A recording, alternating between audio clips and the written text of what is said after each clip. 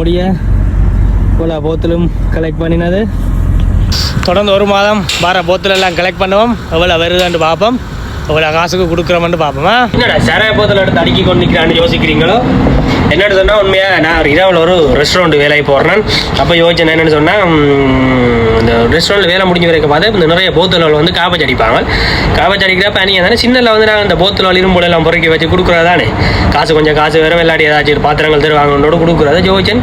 உண்மையாக இந்த போத்தல் எடுத்து நான் கலெக்ட் பண்ணி கொண்டே கொடுத்தா வர காசு பத்தாதீங்க, அது பெரிய அதுக்கு மேற்கிறதுக்கு பத்தாது.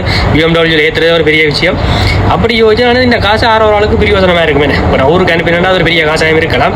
யோசிச்சன் அந்த நித்திர தூக்கத்தோடையும் எல்லாத்தையும் கலெக்ட் பண்ணி வீட்டை கொண்டு வந்து உன்னுடைய சேர்த்துக்கொண்டே கொடுத்துட்டு வர காசு என்ன செய்வோம்னு சொன்னேன், ஊருக்கு அனுப்பி ஊரில் உள்ள யாரோ ஒரு கஷ்டப்பட்ட பிள்ளைகளுக்கு வந்து புத்தகம் அப்படி வாங்கி கொடுப்போம்.